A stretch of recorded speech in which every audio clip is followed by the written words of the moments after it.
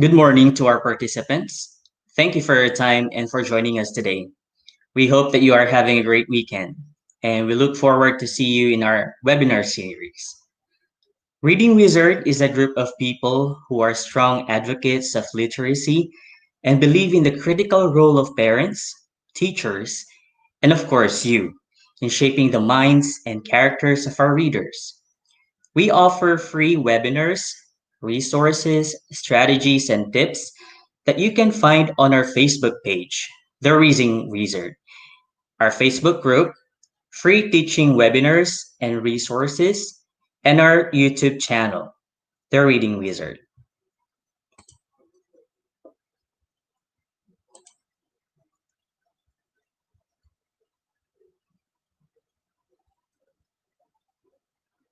As a member of the Reading Wizard community, you may get a copy of the presentation, request for a certificate of attendance after answering the evaluation, get invitations to our upcoming webinars, join the discussion, view and share the recording.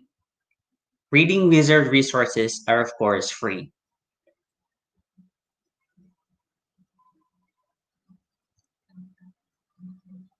For our upcoming webinar episodes, first is the erosion of engagement with text, how to reach literacy potential on November 15, 2020.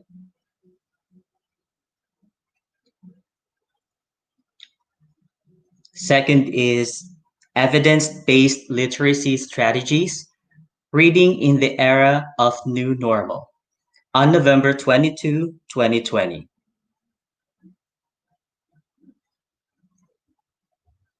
Cultivating social emotional learning through literacy discussion on November 29, 2020.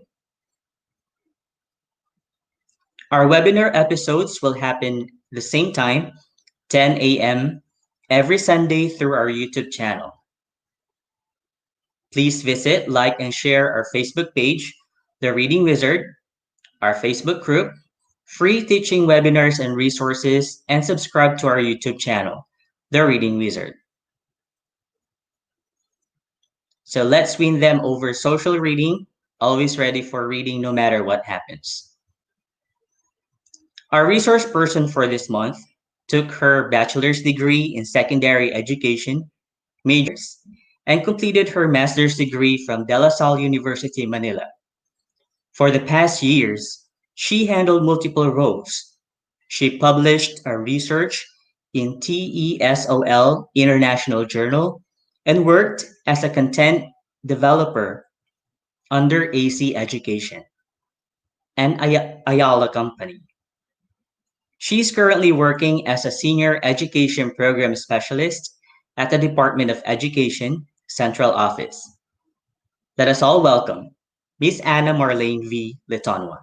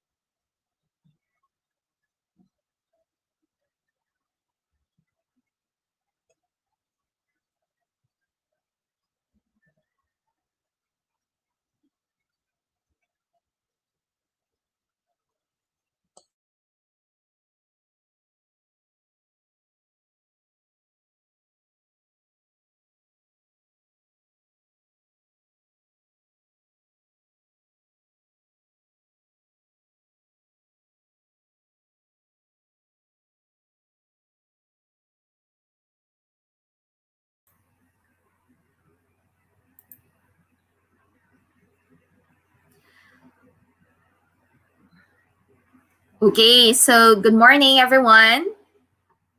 Is my audio clear now? I hope so. So, again, thank you so much, Reading Wizard, for this wonderful opportunity where we can share, discuss, and talk about reading. Okay.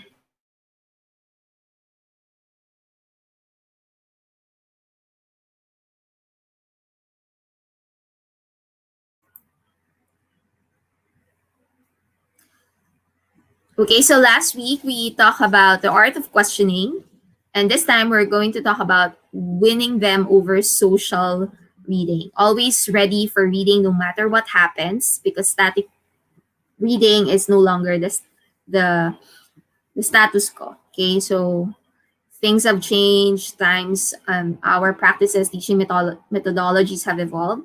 So we have to consider how we continue reading instruction at home, especially now that we're doing distance learning, blended learning.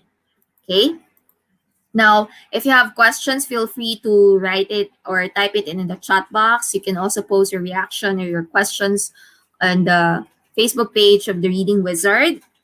And you can just send them email also. I think it's free.readingwizard@gmail.com.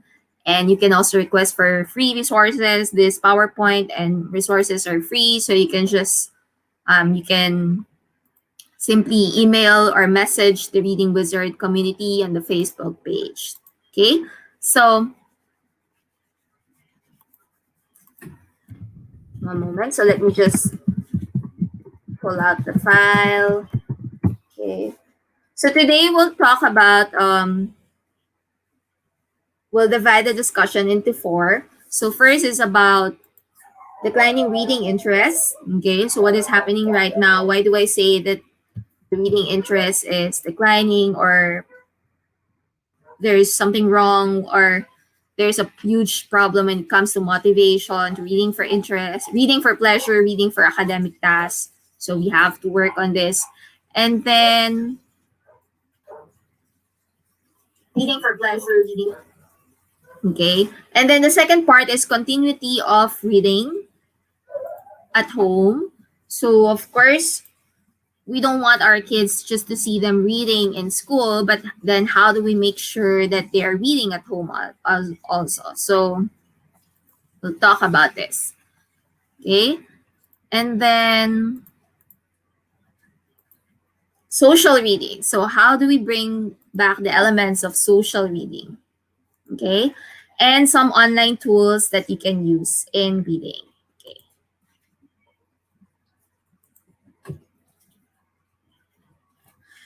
So, there's this line by Sir Francis Bacon. So let me just read to you. Reading makes a full man, conference a ready man, and writing an exact man. So teachers have been using this statement of Sir Francis Bacon as a ruler to hit the students. With well-meaning intentions, teachers have been, well, we've been admonishing our students for not reading books, aren't we? So we keep on telling them that good reading, good conversation, good writing is essential for success in life. However, because of television, gadgets, screens, these tools, these gadgets became somewhat serious distraction to the young and restless. And we can admit that even to us, um, adults, we are sometimes distracted with this screen, like television and our phone. So in fact, some of us maybe are still blaming it as the chief impediment in the cultivation of the reading habit, especially the smartphones. Okay, so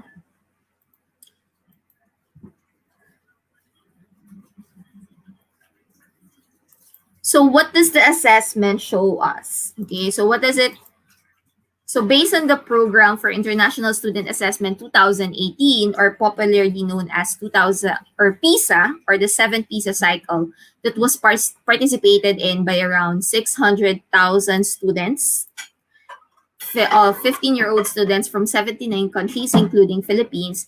PISA shows that students seem to read less for leisure and to read fewer books of fiction, magazines, or newspapers because they want to as opposed to because they have to. Okay? So instead, they read more to fulfill practical needs and they read more in online formats such as chats, online news, or websites containing practical information. So, according to the PISA results in 2018, more students considered reading as a waste of time. Okay. So, and fewer students read for enjoyment than their counterparts did. Okay. So, the Philippines actually ranked 79th in reading with an average of 340 against the other countries who participated. So, Philippines ranked the lowest in this international assessment. It only shows that maybe Filipinos are not really interested to reading or it's not part of their habit. Okay, they're not into reading. So what do we do now? So how can we address this problem? Okay. Okay. So now nowadays they say that reading is, boring. Reading is static, reading is limited, it happens only in school. There seems to be a pattern trend when students enter schooling, their motivation to read declines. Numerous factors can be accounted for it. Okay, so maybe the reading task is even complicated for them, too much for them to handle. So generally, we can say that lack of motivation and lack of interest to read for pleasure is detrimental and it poses a huge risk. Okay. And even according to the American Psychological Association, based on the news article they posted on their web, it says there the title is that teens today spend more time on digital media, less time reading. This is alarming, but this is not something new. I'm pretty sure um we're we're aware of this. We observe this to our teenagers and maybe even among ourselves, we admit that we spend more time on digital media on screen than getting our book and reading them. So compared with previous generation, teens in the 2010s spend more time online and less time with traditional media such as books, magazines, and televisions. According to Jean Twenge, the author of the book Aishen and professor of psychology at the San Diego University. So time on digital media has displaced time once spent enjoying a book. Okay. So that's one of the challenges that we are facing right now. What more is that it it gets worse because of this pandemic. So it's always a challenge to get students to read well and eventually to read for pleasure. So this includes harder access to books and equal support. Very few families encourage their kids to read. Teens craving to do something together. Okay. So what happens when we take away the social dimension of school, which is everything for this age group and this generation, is that there's no discussion or collaboration, no excitement or fun, no emulation or healthy peer pressure that is going on. So obviously there's a huge drop in energy and motivation, and this will affect their reading habit, okay, because of this learning environment, learning space, the disruptions that we are experiencing right now. Okay.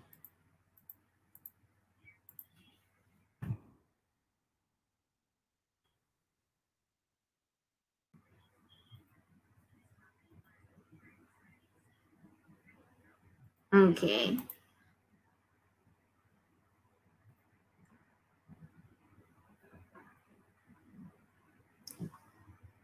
So what are other concerns that we experience as teachers, as reading educators, as advocates of literacy? Okay.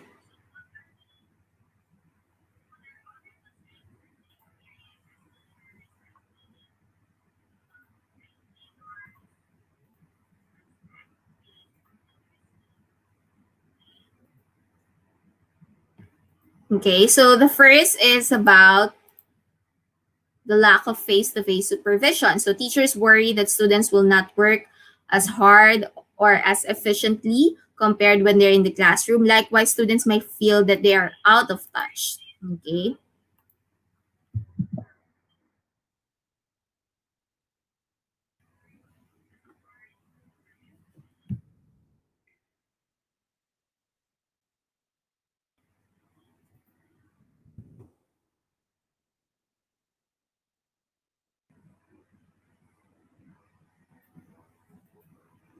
Okay. The second is that the lack of access to information, even getting answers to what seem like simple questions, can feel like a large obstacle because the mere fact that we are not physically present to provide immediate support. Okay. So, lack of access to information, lack of immediate support. Okay. So, it goes hand in hand.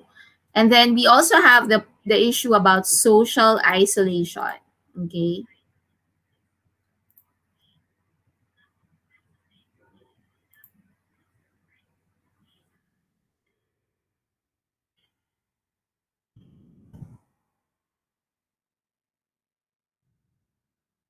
Okay. And then we also have distractions at home. There are plenty of distractions at home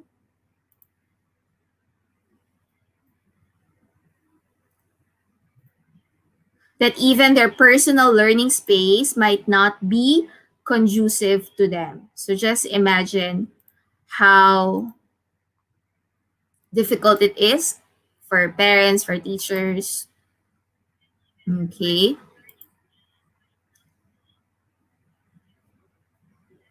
So, because of these challenges brought upon by COVID 19, there is what we call the learning loss. Last webinar, we talked about learning poverty. Now we're talking about learning loss. What is learning loss? So, it refers to any specific or general loss of knowledge and skills or to reversals in academic progress, most commonly due to extended gaps or discontinuities in a student's education. This is mostly caused by disrupted formal schooling, including summer learning loss, and we can say it's twice or thrice this year because of the disruptions and the changes, the sudden changes and shift in the system. Okay, so this was written by Wong and Haturas from they are education specialists working at the UNESCO.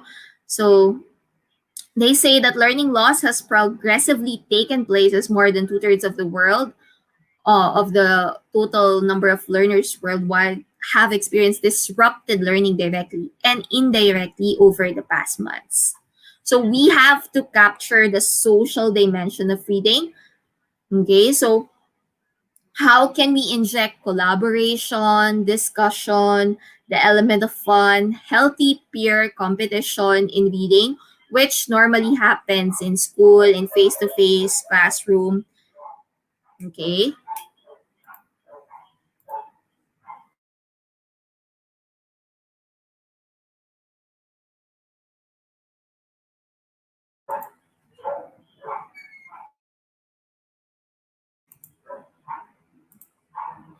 So we want continuity is critical. We want them to continue regardless of the learning space, whether they're at home, whether with their peers or when they're alone, or whether with their with their learning facilitators, with their teachers, with their parents, they continue reading because reading habits are absolutely essential. Remember, there's a study that says that if you're a good reader, you started reading at a very young age. This could be one of an indirect or maybe a direct factor that can contribute to your success. Okay.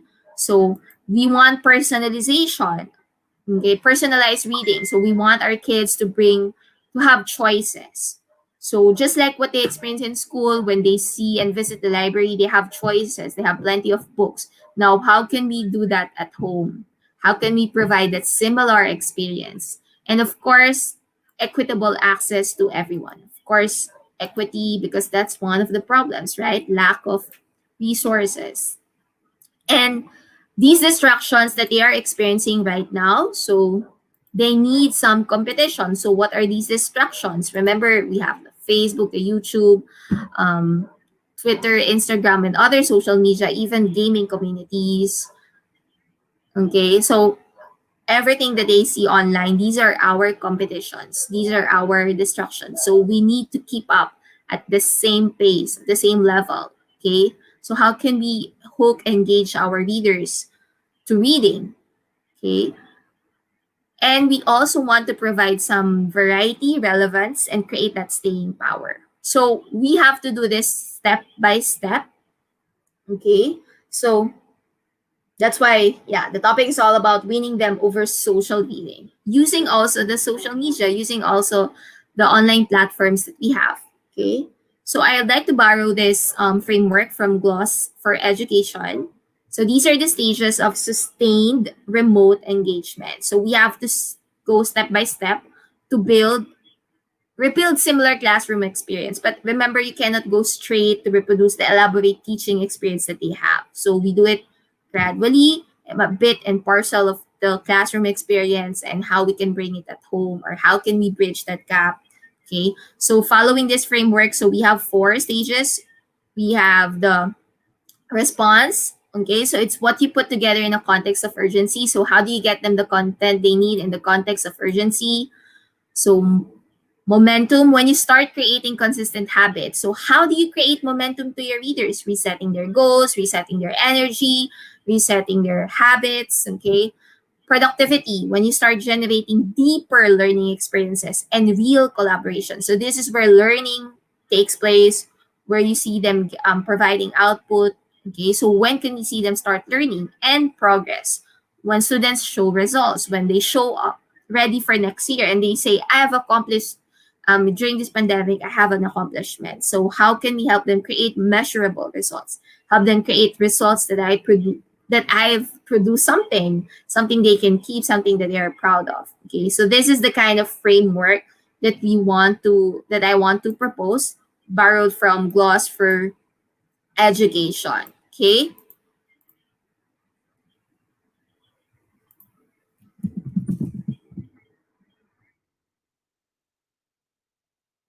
Okay. So the first is we'll talk about response. So in response, you create an accessible reading platform. And a part of that is providing a large collection of ebooks for study and leisure, a platform where students can build personal reading experience and connect with their peers. So quickly make available a reading platform that can be used on any device, especially in mobile, because I think most students have mobile or have phones, and ensure the ability that they can read it offline, ensure the accessibility to all readers. So they should have a large collection of ebooks for study and leisure, have students build their personal reading space and experience connected to their friends and teachers. So this might sound too abstract or theoretical at this moment, but later I'll give you some practical tips and strategies on how you can do this framework response in your classroom.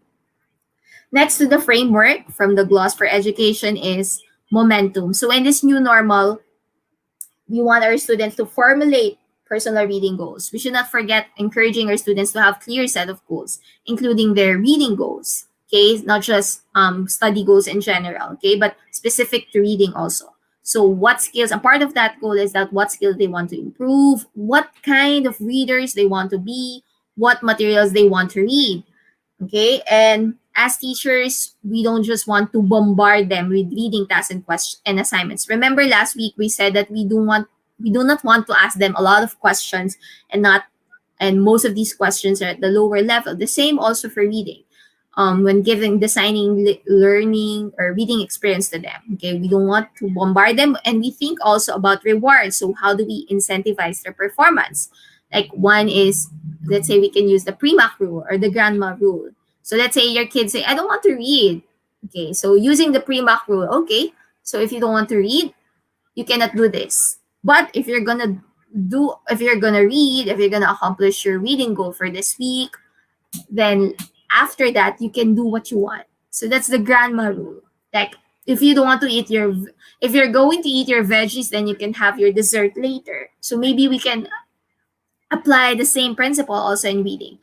And we want to set up group dynamics, so to provide them a shared learning space even in virtual platform.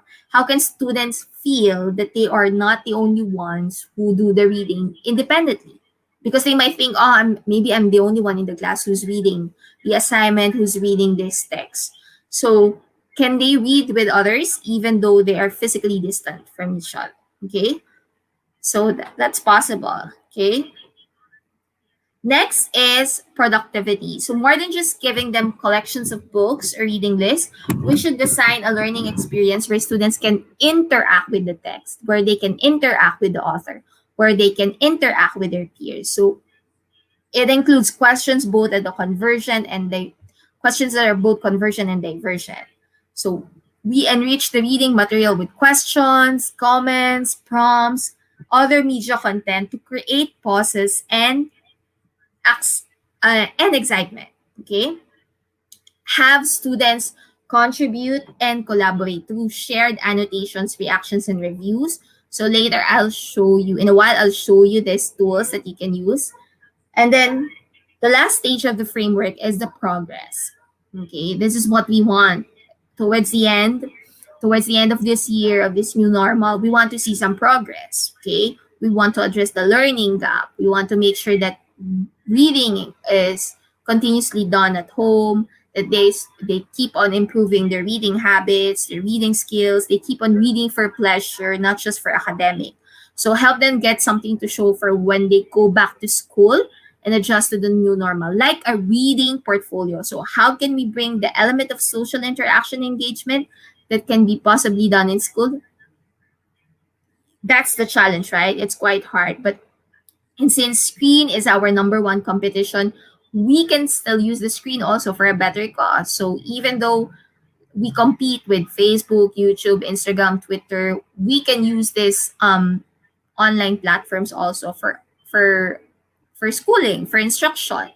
Okay. So now, what would be my reading class look like, right? So given the frame of response, momentum, productivity, and progress. Okay. So for teachers out there, maybe for parents, okay, for tutors, learning facilitators, before I show you the example, maybe you can think of a plan how you can design social reading experience during this new normal using this framework. Okay. How can you use how can you design what activities or tools, resources you can provide that will capture response, momentum, build momentum, engage them in productive tasks, and make sure that there is progress in their reading experience. So what tasks, what activities, what tools can they use? Okay, so one thing I could share with you is an easier, more accessible, and more familiar. Okay.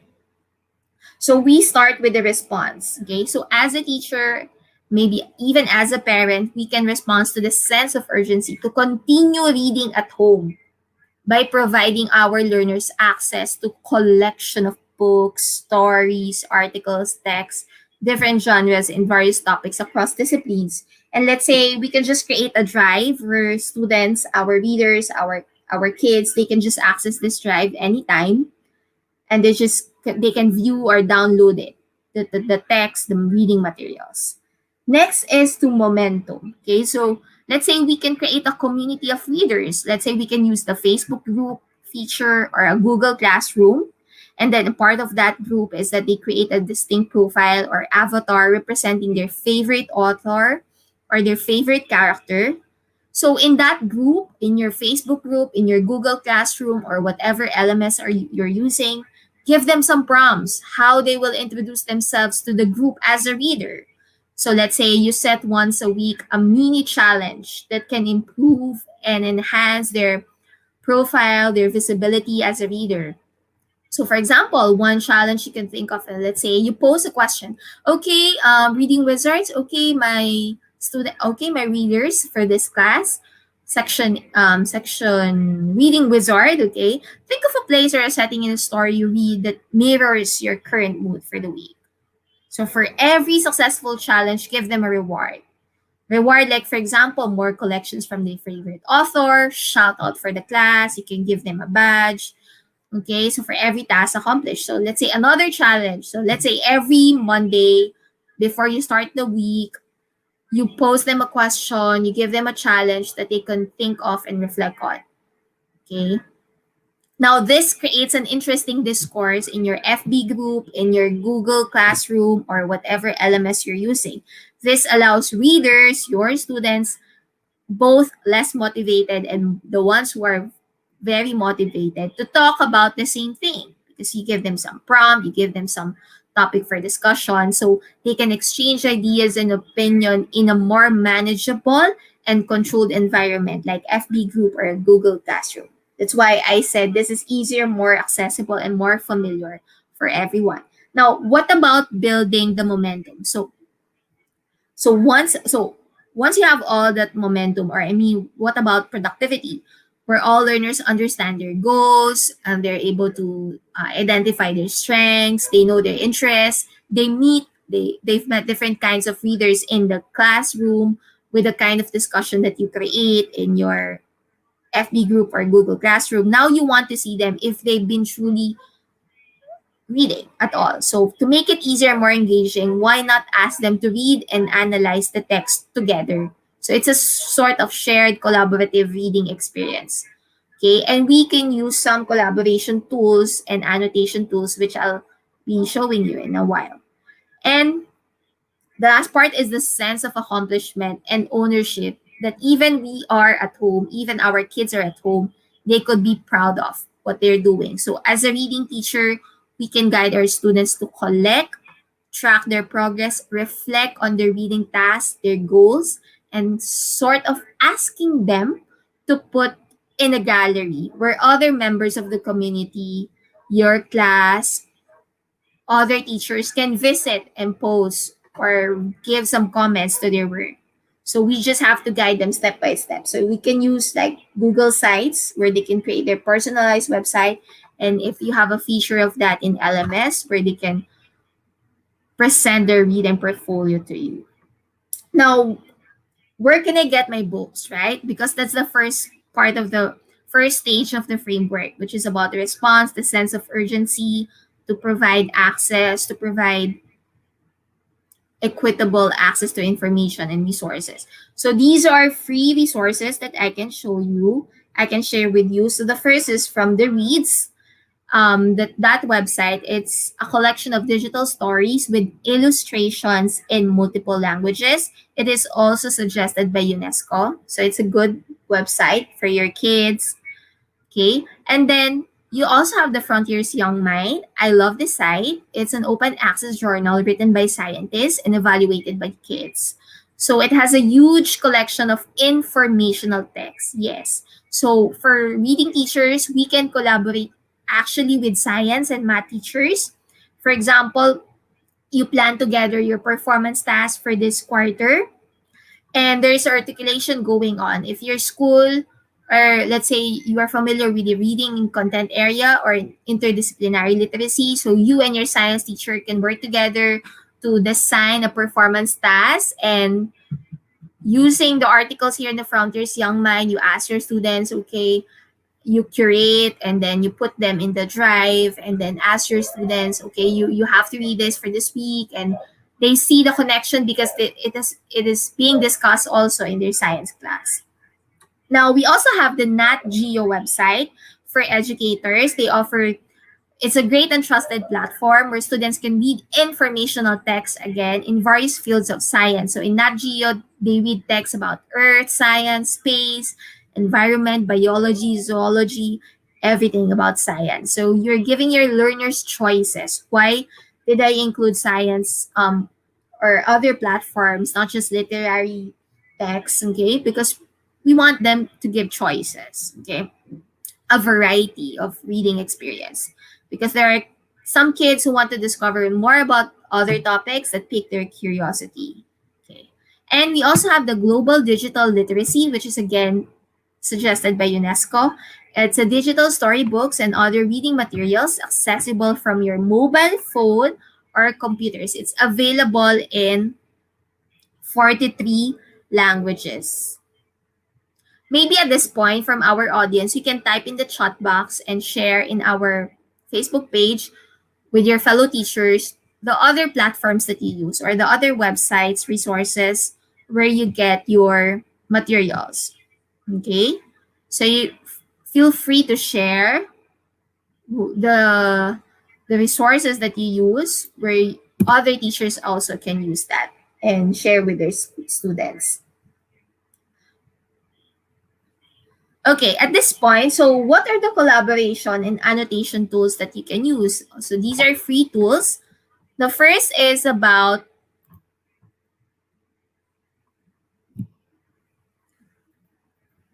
okay. So the first is SoundSide. It's a simple use tool that lets you add inline audio to your story. Yes, you can add audio to your story. So this audio is not isolated. So it's a part of the text. So as you read, it plays right under the text. Another is Edgy, is a collaborative classroom reading tool that offers options for you to interact with text. Use this site to share text, then have readers highlight, add written and audio comments to portions of text. So use Edgy to allow readers to add comments within pictures, even selecting a specific part of an image to share a response. Very interesting. So yeah. And then we also have the eMargin. So it's again another collaboration and annotation tool online. So you begin annotating using the text you upload from your computer or from your drive. And then once the text is available, use the dashboard to highlight with your choice of colors, add notes or tags, or search for specific words or phrases. Okay. And then you also have the Owl Eyes. So it's read, annotate, bookmark, and you share literature, poetry, and nonfiction. So read any available selection here. Okay. So you can annotate, share literature here. So these are just examples of collaboration and annotation tools. Maybe you also know other tools that you can use at home or that you can use in your classroom, and feel free to share it in the group. Okay.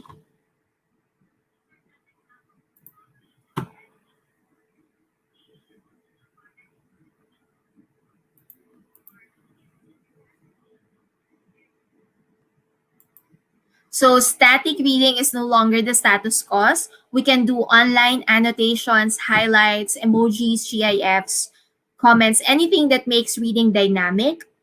Okay, so utilize read aloud strategy remotely, launch recordings in book margins, live stream read aloud. So we can do a lot of, we can create a lot of learning experience where our students would feel that they are reading in a community, they are readers in a community, they read with others, they have an audience also. Okay, so that's the kind of experience that we want them to have right now. Okay, to address this gap, that this isolation that they're experiencing because of this pandemic. So in the end, I'm posing again the challenge, the same challenge.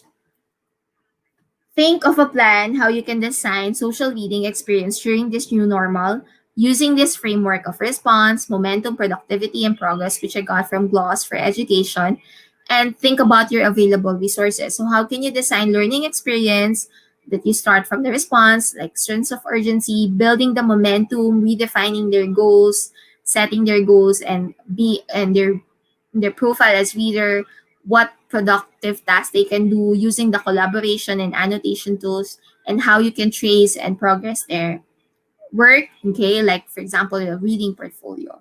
Okay, feel free to share your answer also in the Facebook page and in this live chat box. Okay, so that's it for today. If you have questions, you can type it in the chat box. Okay.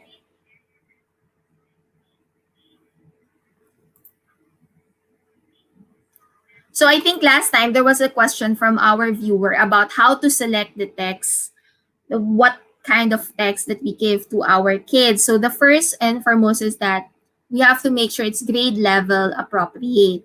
So there is the quantitative measuring of the text, which we use the readability formula, and there's also the qualitative way of assessing the text if it's appropriate. Is using your professional judgment or discretion whether this text is okay for my kid or for my students, okay? And the third way is that determining what tasks you will ask your students or your kids to do with the reading material. So again, there are three ways to determine if the reading material is appropriate for your kids. So first is using the readability formula. Second is the professional judgment or discretion. Third is the kind of task that you will ask your student to work on with in that particular text. And so that's the first thing. So make sure it's grade level appropriate. Second, think about the interests of your kid.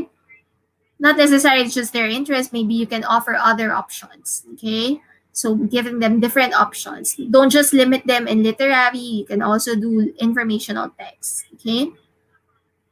So in other webinar series, we will talk about this, about the choosing your text, choosing the right text for your kids. Okay, so that's it. I'll turn the screen back to our host, Herbert. Thank you very much, Reading Wizard.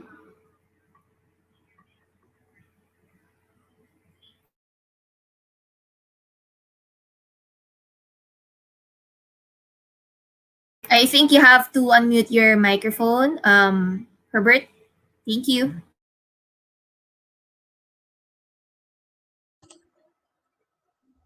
Thank you, Miss Anna. Do we have some questions from our participants?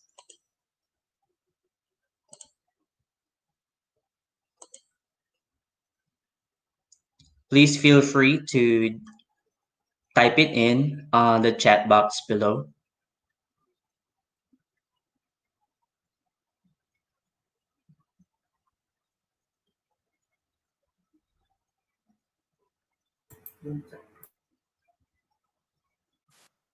Since we don't have any questions from our participants, we would like to thank you for your time and for joining us today for this session. For the link, please accomplish the evaluation and you will receive the certificate of attendance within the week. So the link is https://bit.ly/3n3y20m. Please visit, like, and share our Facebook page, The Reading Wizard, our Facebook group, free teaching webinars, resources, and subscribe to our YouTube channel, The Reading Wizard. For our upcoming webinar episodes, first is the erosion of engagement with text, how to reach literacy potential on November 15, 2020.